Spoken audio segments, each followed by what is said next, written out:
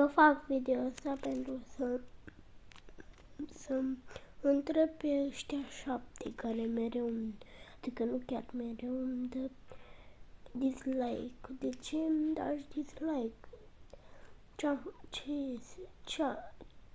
Ce este că îmi dați dislike? Uite, aici 8. De ce îmi dați dislike? Nu vă place videorile mele? Puteți să vă duceți din canal și să nu mai dați dislike. Poate la voi nu se vede, dar la mine se vede și îmi rupe inima când văd că nu vă place.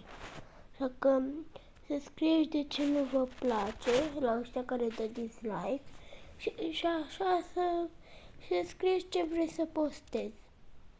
Ce mai vrei să postezi în comentarii. Pa!